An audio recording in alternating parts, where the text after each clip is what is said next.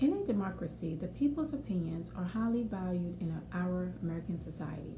Since the opinions of citizens are highly valued, how do citizens express their disdain or discontent with issues that cannot be voted on? Most people will organize protests to show their dedication to the cause as well as to inform the government of what issues need to be addressed at the congressional level. These protests can bring attention to issues people want to see presented in the bill of Congress. Now, some may question if protests are effective in the United States, and I want to give reasons as to why protests are a great way to bring about change at the citizen level. To better understand the effects of protests, one must be familiar with the legality of protests in American society. Every American should be familiar with their rights as a U.S. citizen. One of the rights we are granted as citizens is the right to assemble and express your views through protest, according to the United States Constitution. This section is presented in the First Amendment that protects free speech. But it is also important to know that other channels of authority can place restrictions on the exercise of speech, rights as America's Civil Liberty Union states on their webpage, about knowing your rights in the events of a protest. Protests are a legal means for citizens to express themselves with some restrictions, and protests are a civil liberty guaranteed by the nation's Constitution. Now that we know where the rights to protest is cited for Americans, it is important to understand how protests are an effective political resource. When it comes to a political resource, protests are mostly used for powerless groups such as minority groups and low-income groups, according to Michael Lemscott's journal article titled Protest as a Political Resource. The civil rights movement is where most scholars can see the heavy adoption of protest activity and success. Protests are defined by a mode of political action towards the objective to one or more policies or condition, Lipsky. Protests are an effective political resource when the organization, leadership, and media are all on the same page for the most part. Protest increases a group's bargaining ability as they get public officials' attention to how they want to see change, Lipsky.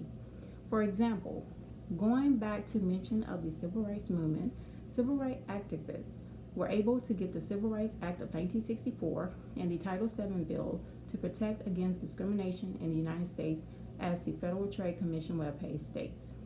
The previous act and bill were the results of protests, and protests can be considered an effective way to bring about change from those examples alone.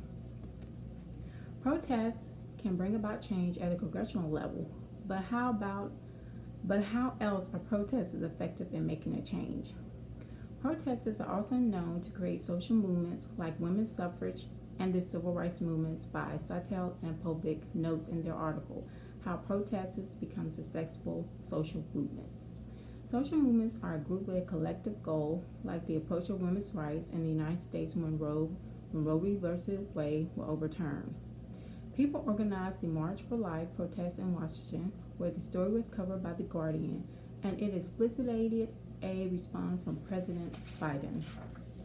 We can also mention Black Lives Matter and Stop Asian Hate as a social movement. Social movements are a potential product of protests, Sattel and Povich. Social movements can change mindsets, enact laws, and shift policies as stated by Gorbachev and Park in their article The Perfect Social Movement is their recipe, this expert explains. We have many instances of protesters resulting in change in some form or another.